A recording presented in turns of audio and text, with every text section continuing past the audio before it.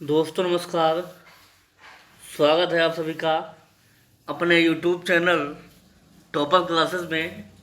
देखेंगे हम आज नंबर सिस्टम से कुछ महत्वपूर्ण सवालों को लेकर आया हूँ जो काफ़ी बेहद महत्वपूर्ण होंगे, जो आगामी परीक्षाओं के लिए अति महत्वपूर्ण है।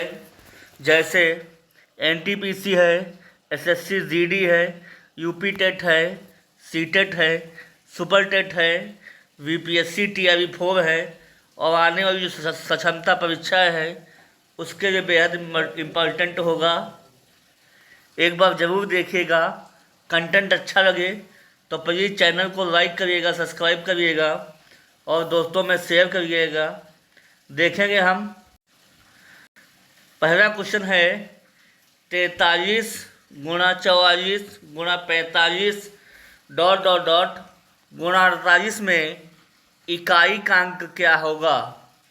तो देखिएगा, आपको दिया है 43 गुणा 44 गुणा 45 डॉट डॉट डॉट गुणा 48। इसमें आपसे पूछा गया है यूनिट नंबर, ठीक है, इकाई अंक। कैसे निकालेंगे दोस्त? गुणा करेंगे तो बहुत लंबा झमेला हो जाएगा और यूनिट अंक दिन भर निकालते रह जाएंगे। एक आपको लॉजिक पकड़ना है। देखिए, अगर जहाँ पर भी आपको 5 लिखा मिल जाए उसके साथ में 2 और या 4 मिल जाए, क्या मिल जाए? 2 या 4। अगर 5 की मल्टीपल 2 या 4 से हो रही हो तो वहाँ पर सीधे आप यूनिट नंबर क्या दे देंगे? 0। क्योंकि किसी भी संख्या को 0 से मल्टीप्लाई करने पर 0 ही मिलेगा, चाहे कितने नंबर क्यों ना हो। तो देखिएगा, यहाँ पे आपको लास्ट में यूनिट नंबर में 4 दिया गया है और यहाँ पर दिया गया है 5। तो अगर इन दोनों का हम मल्टीपल करेंगे तो 20 आ जाएगा। मतलब यूनिट नंबर क्या आ जाएगा? 0 आ जाएगा। और 0 से किसी भी अंक की गुणा करेंगे, बाई द वे हम कहते हैं 8 ही से करते हैं, तब भी क्या मिल जाएगा? हमको 0 मिल जाएगा। तो समझ में आ गया होगा दोस्तों कि अगर आपको यूनिट नंबर में किसी भी नंबर में 5 मिल जाए और उसके साथ 2 और 4 मिल जाए तो आपको जो यूनिट नंबर हो जाएगा वो 0 हो जाएगा। इसलिए ऑप्शन नंबर इसका चौथा सही जवाब हो जाएगा। अगर दोस्तों आपको समझ में आ गया हो तो हाँ करिएगा, ना समझ में आया हो तो कमेंट में करिएगा, फिर से मैं बताने का प्रयास करूँगा। चलेंगे दोस्तों अगले क्वेश्चन पे।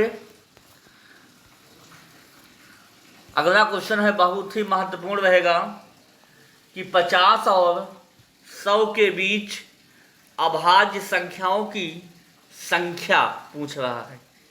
तो देखिएगा, अभाज्य संख्याएं कौन सी होती हैं आप लोगों को जानकारी होना चाहिए कि अभाज्य संख्याएं वे संख्याएं होती हैं जो केवल और केवल अपने से विभाजित होती हैं। अपने से और एक से तो हर कोई होता है, अपने से और एक से वो अभाज्य संख्याएं होती हैं।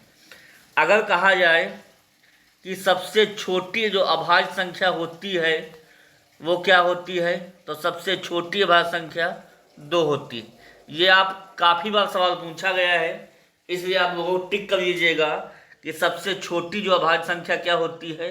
2 होती है। समझ में आ गया होगा दोस्तों? लिख लीजिएगा पॉइंट नोट में, सबसे छोटी अभाज्य संख्या कौन सी होती है? 2 होती है। समझ में आ गया होगा आप लोगों को। अगले पेज पे चलते हैं हम। अगले पेज में कहा गया है कि 50 और 100 के बीच कितनी अभाज्य संख्याएं हैं। तो दोस्तों कौन कौन सी अभाज्य संख्याएं बन सकती हैं 50 और 100 के बीच?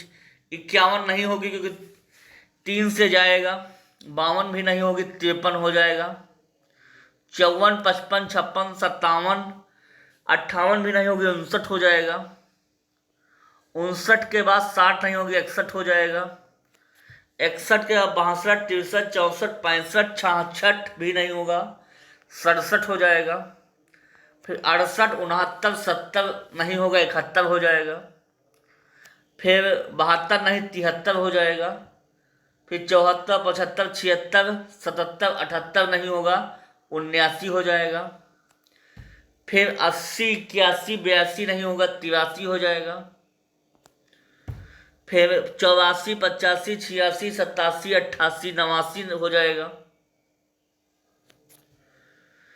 89 हो जाएगा, 90 91 92 93 94 95 96 97 हो जाएगा। क्या हो जाएगा? 97।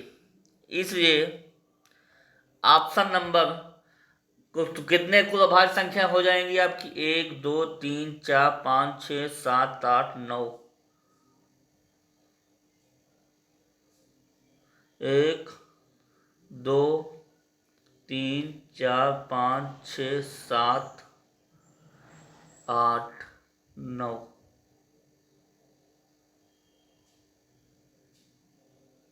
कुछ मिस लग रहा हो रहा है। 53 है, 59 हो जाएगा, 61 हो जाएगा, 67 71 73 79 और 83 और 89 और 97।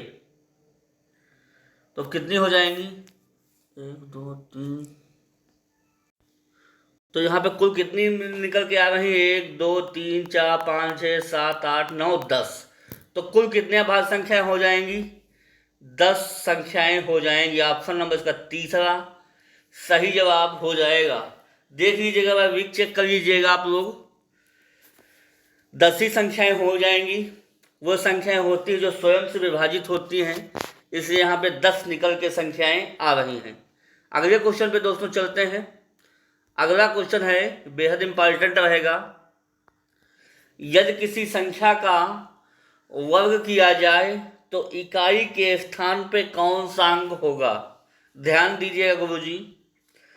देखिए आप लोग याद रखिएगा, जब किसी भी संख्या का वर्ग करेंगे तो आप में जो अंक आएगा इकाई का अंक, वो कौन कौन से होंगे याद रखिएगा।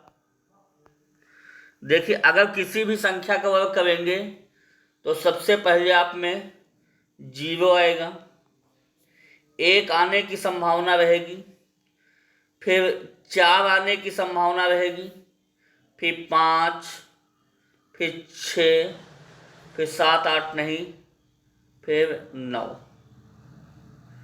1 2 3 4 5 6। कुल कितने अंक हो जाएंगे? 6 अंक हो जाएंगे। जो किसी भी संख्या का वर्ग करेंगे तो आपका जो इकाई का अंक हो जाएगा, इन 6 में से कोई ना कोई ही होगा। तो कहा गया है इकाई का अंक 7 तो नहीं होगा, 8 भी नहीं होगा, 3 भी नहीं होगा। कौन सा होगा? ऑप्शन नंबर चौथा जो है 5, इसका सही जवाब हो जाएगा। समझ में दोस्तों आ गया होगा आप लोगों को, कौन सा हो जाएगा? ऑप्शन नंबर चौथा 5 जो हो जाएगा। तो समझ में आ गया होगा। ये आप लोग अंक याद रखिएगा, किसी भी का वर्ग करेंगे तो 0 आएगा, 1 4 5 6 और 9 आएगा। अगले क्वेश्चन पे दोस्तों चलते हैं। अगला क्वेश्चन है कि संख्या 4,58,926 में 8 का स्थानीय मान क्या होगा? देखिएगा स्थानीय मान कैसे निकालेंगे। जो संख्या आपको दी गई है 4 5 8 9 और 2 और 6, ये संख्या आप लोगों को दी गई है। इसमें से देखिए 8 किस अंक स्थान पे है? इस स्थान पे 8 के आगे देखिए कितने अंक हैं? 3 अंक हैं। तो हम 3 0 लगा देंगे, तो ये क्या हो जाएगा? स्थानीय मान। अगर जातीय मान निकालना हो तो जातीय मान स्वयं हो जाता है। क्या हो जाता है? स्वयं हो जाता है। इसलिए इस क्वेश्चन का सही जवाब 8000 हो जाएगा। समझ में दोस्तों आ गया होगा। अगले क्वेश्चन पे चलते हैं। अगला क्वेश्चन है 0.065337 में 5 का स्थानीय मान ज्ञात करना है। देखिए दशमलव में पूछ लिया है इस बार। तो दशमलव में पूछ लिया है तो क्या करेंगे हम, 0.06537। तो 5 का स्थानीय मान क्या हो जाएगा, 5 का स्थानीय मान क्या हो जाएगा, देखिएगा 5 लिखेंगे, फिर देखिए दशमलव से कितने स्थान पे है, 1 2 3, 3 स्थान पे है, बटा में 1000 लिख देंगे, जितने बार है उतने जीरो। ये जो है मेरा 5/1000 हो जाएगा, क्या हो जाएगा, 5/1000। इसका ऑप्शन नंबर तीसरा सही हो जाएगा। समझ में आ गया होगा दोस्तों आप लोगों को। अगले क्वेश्चन पे चलते हैं।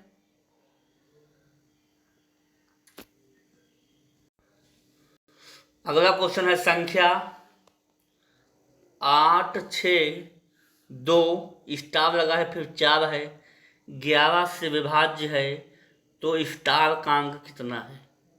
देखिए 11 का विभाज्यता का नियम क्या कहता है गुरु जी, जो 11 का विभाज्यता का जो नियम है, आप लोग याद रखिएगा, विभाज्यता का नियम वो कहता है कि जो भी आपके सम अंक हैं, सम का योग, जो सम अंक पर है, और विषम का योग, विषम का योग का जो अंतर है वो या तो आना चाहिए 0 या तो 11। कहने का मतलब है 1 3 5 7 पे जो होगा उसका सम, और जो विषम का सम, विषम का योग और सम का योग जो हो जाएगा उसका अंतर जो आपको 0 आए या 11 आए, देखेंगे हम। संख्या कौन है आपकी, 8 6 2, कुछ नहीं है तो x मान लीजिए 4। ये संख्या है, कितने अंक हैं, 1 2 3 4 5। तो पहले एक अंक मतलब विषम हो जाएगा, तो पहले कौन कौन आएगा, 8, 8 को जोड़िएगा, फिर 6 को नहीं लेना है, फिर आपको लेना है 2 को, 2 को लेंगे, फिर x को नहीं लेना, फिर 4 को लेना, एक छोड़ के आपको लेना है। इनका योग कर लिया, माइनस लगाया, जो बच गए उनको लीजिए, 6 बचा और x बचा। समझ में दोस्तों आ गया होगा आप लोगों को। तो कितना हो गया, 8 2 10 4 14, -6 और -x। 14 में से 6 का कितना हो जाएंगे, 8 -x। अब x की वैल्यू इनमें से आपको निकालना है, या तो 11 है या तो x की वैल्यू -3 तो हो नहीं सकती, नहीं तो 11 बन जाएगा। तो x की वैल्यू हम यहाँ पे क्या लेंगे, 8 लेंगे। तो 8 में से 8 जाएगा, कितना बचेगा, 0। ये विभाज्यता का नियम है। तो यहाँ पे संख्या कौन सी भरी जाएगी, 8 अगर भर दे तो संख्या पूरी विभाजित हो जाएगी, इसलिए ऑप्शन नंबर चौथा इसका सही जवाब हो जाएगा। तो दोस्तों समझ में आ गया होगा। अगले क्वेश्चन पे चलते हैं। अगला क्वेश्चन काफ़ी बेहद इम्पॉर्टेंट है, कहीं ना कहीं पूछा गया सवाल है। सबसे छोटी ऋण संख्या है, पहला ऑप्शन है 0, दूसरा है 1, तीसरा है 2 और चौथा है 3। तो दोस्तों जो सबसे छोटी जो ऋण संख्या होती है वो आपकी सबसे छोटी अभाज्य संख्या ही होती है। तो सबसे छोटी अभाज्य संख्या कौन सी होती है, 2, और सबसे छोटी ऋण संख्या 2, इसलिए ऑप्शन नंबर तीसरा सही जवाब हो जाएगा। तो समझ में आ गया होगा दोस्तों। अगले क्वेश्चन पे चलते हैं। अगला क्वेश्चन बेहद इम्पॉर्टेंट रहेगा, कहीं ना कहीं सवाल पूछा गया है। 200 और 600 के बीच कितनी संख्याएं हैं जो 4, 5 और 6 से पूर्णतः भाज्य है। देखिएगा इस सवाल कैसे बनाएंगे, ध्यान दीजिएगा। देखिए जिससे विभाजित है उसको हम पहले रास्ता ले लेंगे। जैसे कितने से विभाजित है, 4, 5 और 6।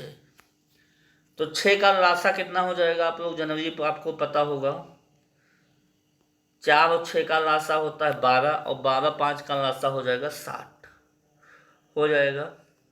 इतना आपको क्लियर हो गया होगा।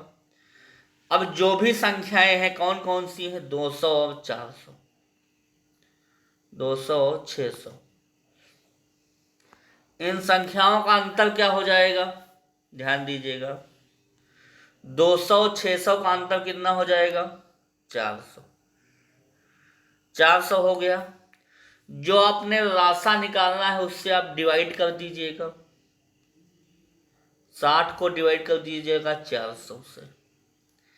कितने बार चला जाएगा, 60 की गुणा 6 से करेंगे 360 आ जाएगा। अब तो इसके आगे कोई जाएगा नहीं। 40 कितना बचेगा, शेष बचेगा। 40 संख्या 60 से छोटी है तो उसके आगे गुणा नहीं करेंगे। तो हमको देखिए भागफल कितना मिला है, 6 मिला है। यही जो है 6 संख्याएं हो जाएंगी जो पूर्णतः 60 से विभाज्य हो जाएंगी। समझ में दोस्तों आ गया होगा आप लोगों को। 200 और 600 के मध्य कितनी संख्याएं हो जाएंगी, 6 संख्याएं हो जाएंगी जो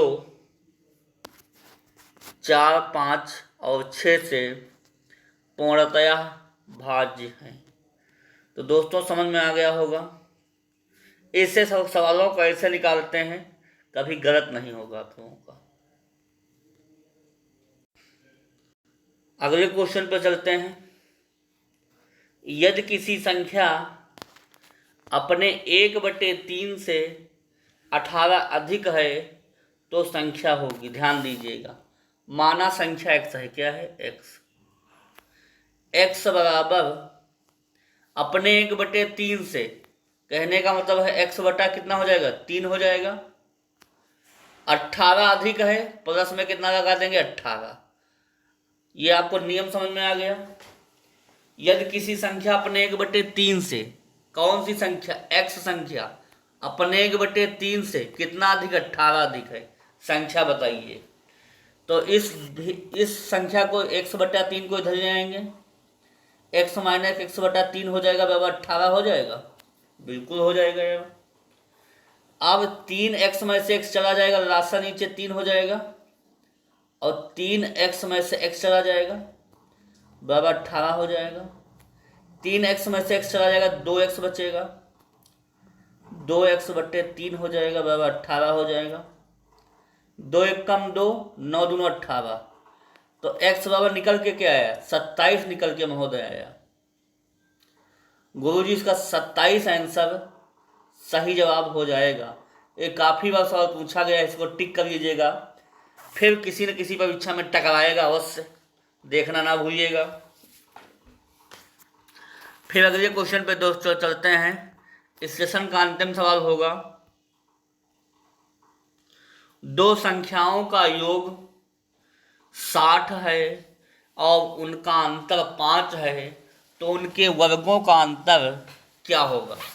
ध्यान दीजिएगा, मान लेते हैं दो संख्याएं हैं x और y, उनका जो योग है कितना हो जाएगा, 60। उनका अंतर कितना हो जाएगा, 5 हो जाएगा। कितना हो जाएगा, 5। देखिएगा पूछ क्या रहा है, उनके वर्गों का अंतर। कहने का मतलब है x² माइनस y²। क्या हो जाएगा, x² माइनस y²। देखेंगे हम, आपस में इनकी मल्टीप्लाई कर लीजिए। क्या कर लीजिए, मल्टीप्लाई। तो एक में हो जाएगा x + y और दूसरे में हो जाएगा x - y, बराबर कितना हो जाएगा, 300 हो जाएगा। चूंकि एक में जोड़ा है, एक में घटाया है, इसे x + y x - y कितना हो जाएगा, X square minus Y square बराबर कितना हो जाएगा 300। तो उनके वर्गों का अंतर कितना आ गया 300। ऑप्शन नंबर पहला इसका सही जवाब हो जाएगा। तो दोस्तों ये कुछ सवालों की श्रृंखला थी, ये समाप्त तो होती है। सेशन कैसा लगा देखना ना भूलिएगा। अगर आपको मैटर अच्छा लगे तो प्लीज़ चैनल को लाइक करिएगा, सब्सक्राइब करिएगा और दोस्तों में शेयर करिएगा। ऐसे ही चुनिंदा क्वेश्चनों को देखने के लिए टॉपर क्लासेस को ज्वाइन करिए। फिर अगली क्लास में मुलाकात करते हैं, तब तक के लिए धन्यवाद। Okay, thank you.